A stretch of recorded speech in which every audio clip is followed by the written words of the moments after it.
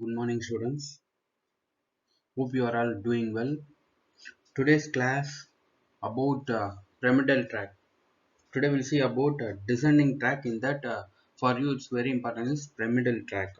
Last class was about somatosensory, and that means ascending track. First, what do you mean by ascending track? You should know about the difference between ascending track and descending track. Ascending track is nothing but your spinal cord. It carries the impulses of your various sensation of your body to the brain, that means to the higher center. See, from the spinal cord to your higher centers, that is your lower levels to lower level of your bodies to your higher level of your brain, that is ascending track. From lower to higher. Today we'll see about descending track.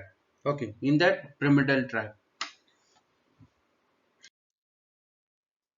Okay, what do you mean by descending track? Here, the descending tract of the spinal cord are formed by motor nerve fiber. But in case of ascending tract, it is by sensory nerves. Sensory nerves, it carries the impulse of your various parts of the body to your brain by sensory nerve. Here, that will respond through your motor nerve. Okay, these motor nerves are arises from your brain and it descends into your spinal cord from the higher center to your lower center. That means spinal cord from the brain to your spinal cord. So it will descend. So this is descending tract. This tract carries motor impulses from brain to the spinal cord. The descending tract of your spinal cord, it has two types. See, one is about your pyramidal tract and another one is about your extra pyramidal tract. See, usually it will be origins from your cerebral cortex and brain, then it will reaches to your spinal cord through your motor nerves.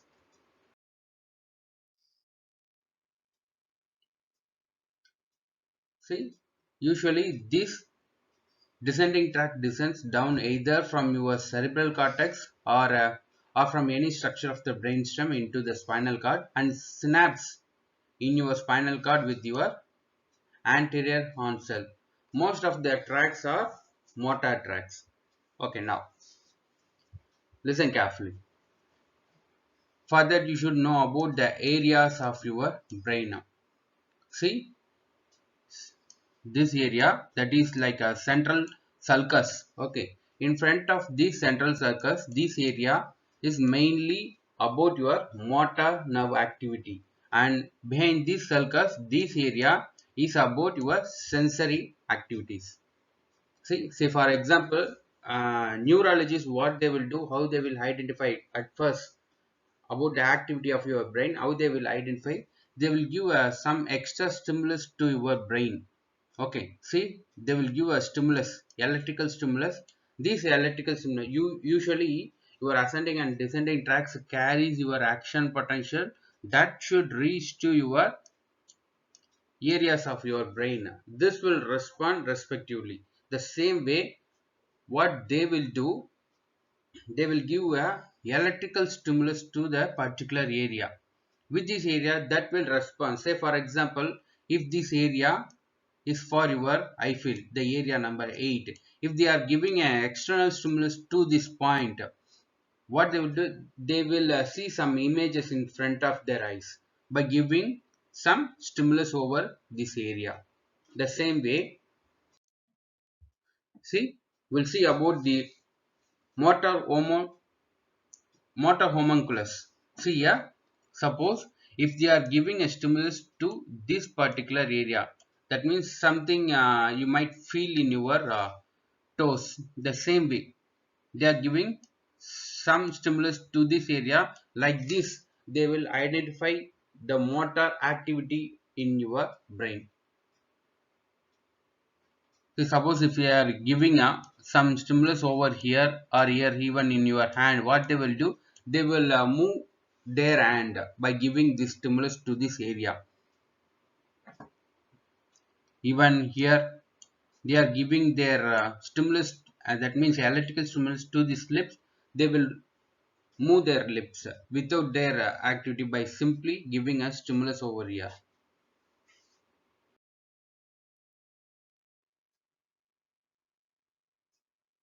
Okay, this descending tract of the spinal cord are of two types. Number one is pyramidal tract and number two is extrapyramidal tract.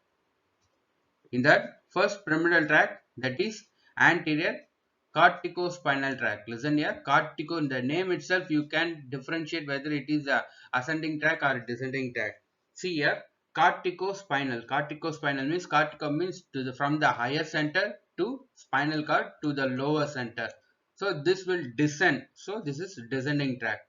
See, same one, extrapyramidal tract, medial longitudinal fasciculus, anterior vestibulospinal tract, lateral vestibulospinal tract, and reticulospinal tract, tectospinal tract, and rubrospinal tract, and last one is olivospinal tract. These are all the uh, types of your descending tract. In this, your pyramidal tract is more important for your university examinations. But in case of ascending tract, for example, spinothalamic tract, from your spinal cord to your thalamus, that means your higher center. The name itself you can differentiate whether it is a ascending tract or it is a descending tract.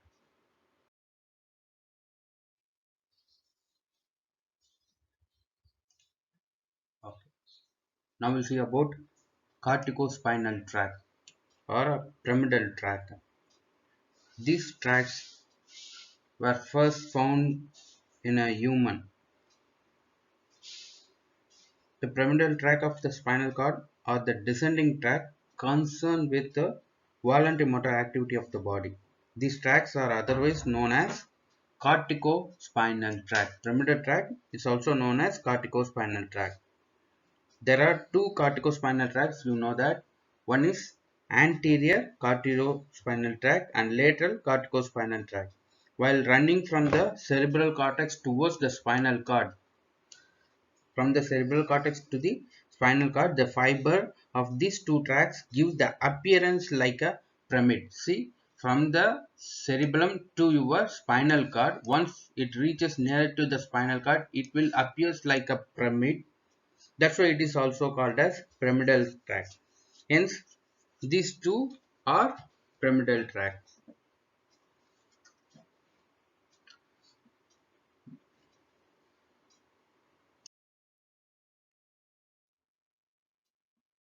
Okay. All these fibers of your pyramidal tract are present from the birth. Okay, there are millions of fibers are present in our body, but the myelination of this fiber is completely about 2 years of birth. The pyramidal tract on each side of fibers is around a million fibers. Around 60% of this are large myelinated fibers. The remaining 40 are unmyelinated. This will be around 4 to 22 microns of diameter.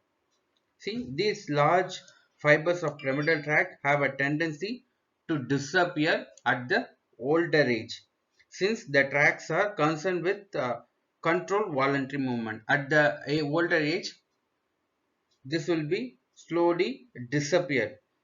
This disappearance of this fiber of a pyramidal tract causes automatic shivering movements in the older age. That's why in a older age they will shiver because of this disappearance of your myelinated fiber. These fibers of pyramidal tracts are axons of your upper motor neuron.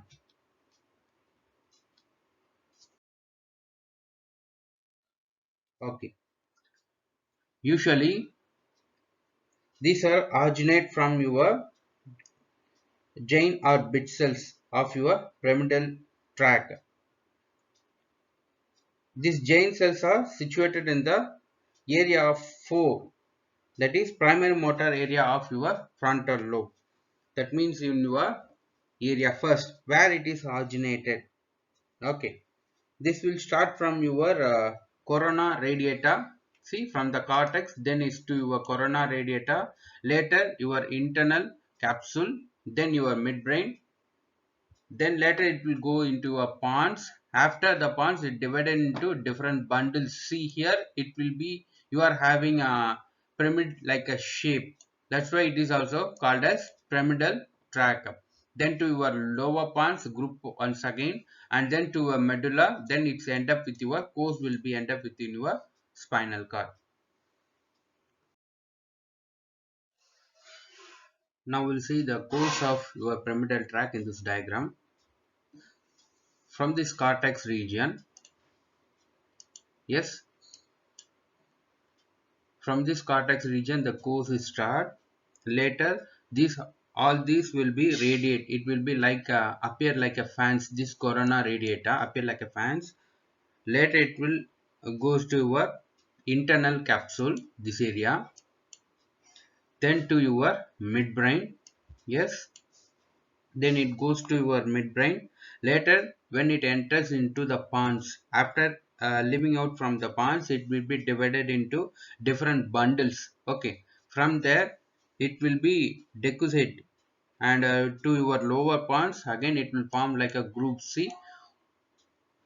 See here, it will be appear like a pyramid, so it is called as pyramidal decussate pyramidal tract. Okay, later it will goes to your medulla and then to your spinal cord. It is end up in your spinal cords. Yes. Okay. First, we'll see little more detail about in this pyramidal tract. Okay, where it starts? It starts from your in this area course of pyramidal tract. It starts from your this area pyramidal tract. After taking the origins, the nerve fibers are run down. See, this run downs in a decussate manner through the white matter of your cerebral hemisphere, and here it converges in the form of fan. It structured like a fan along with the ascending fibers with project form of thalamus to your cerebral cortex. The fan like a structure is called as corona radiata. Thus, the corona radiata contains both ascending fiber of thalamus and descending fiber of your cerebral cortex, both here. Later, your internal capsule. While passing downwards, the brainstem of corona radiata, see here, it will converge into your internal capsule. It is situated between your thalamus and caudate nucleus on the middle side of your lenticular nucleus and the lateral side. Next, it will reach to your middle side of your middle side and reticular nucleus of your lateral side. Lateral side, see here, the lateral side and middle side. Then in pons, the fiber descend down through the internal capsule, midbrain and pons. While descending through the pons, the fibers are divided into different bundles by the nuclei of the pons. At the lower border of the pons, the fibers are grouped once again into the compact bundle, then descend down in your medulla oblongata. Next in your medulla. The compact bundle of corticospinal fibers gives the appearance of your pyramid. See here. It appears like a pyramid in the anterior surface of the upper part of the medulla. So the corticospinal tract are also called as pyramidal tract. At the lower border of your medulla, the pyramidal tract on each side, yes, on each side it divided into two bundles of unequal sizes. That means around 80% of the fiber each side crosses to the opposite side. See, around 80%, only 20% it doesn't cross, but 80% of your fibers it will cross. Then while crossing the midbrain, the fibers both sides form pyramidal decussate. See, in this side also and this side also forms pyramidal decussate. Now it is end up in your spinal cord. Now we'll see about spinal cord. Now we'll see detail about the causes of your pyramidal tract. Before to that, we'll see about the distribution of the fibers.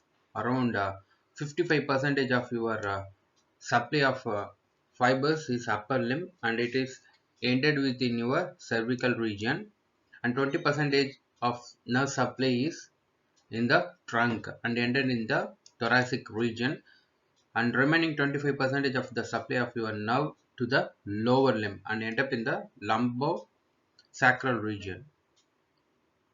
Okay, we'll see one by one in detail. The first one is about internal capsule. While passing down toward the brainstem, the corona radiata converges in the form of internal capsule.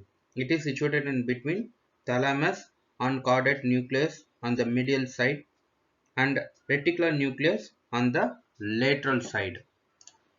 Okay, these tracts occupy in the genu and anteriorly two-thirds in the internal capsule, but in posteriorly to the sensory tract like a visual, auditory, and the same manner it is arranged.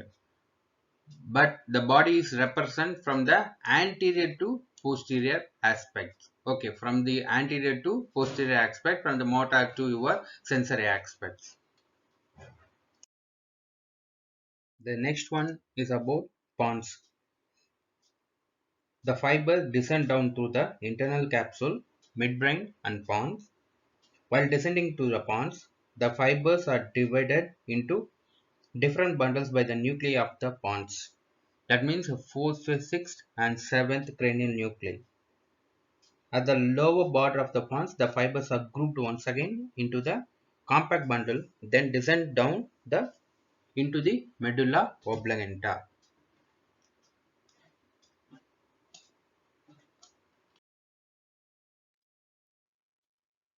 Okay. In medulla oblongata, the compact bundle of corticospinal fibers give appearance of a pyramid in the anterior surface of the upper part of medulla. So, the corticospinal tract are also called as pyramidal tract. At the lower part of medulla, the pyramidal tract on each side is divided into two bundles of unequal size. Okay, around 75% of the fibers are across the opposite side, remaining 25% are in the same side. The fibers of both the sides form a pyramidal decussate.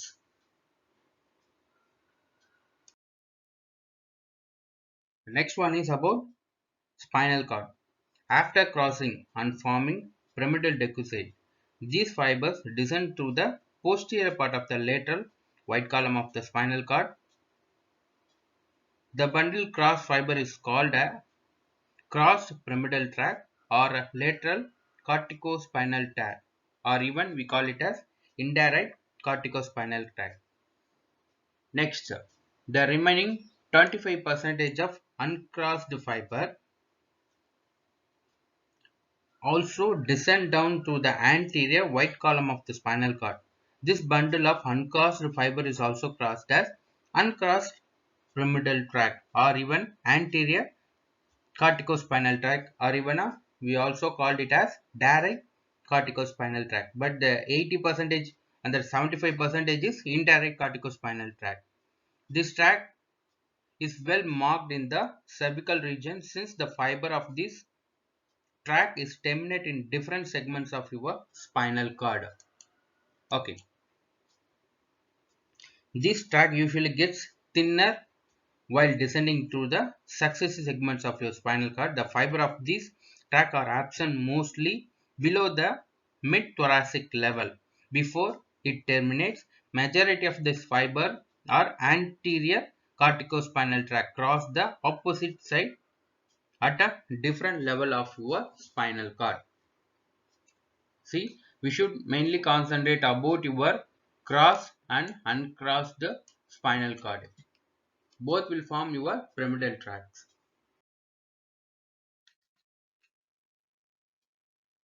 Okay. See here, some of your fibers do not cross and form Sheehan's bundle and synapse with your anterior cells and some of the side and run along with the ventral corticospinal tract. These fibers supply a respiratory muscles, hence hemiplegia respirative only become normals. Okay, in case of a hemiplegia, respiration becomes a normal because the uncrossed fiber will not be affected over here. See here.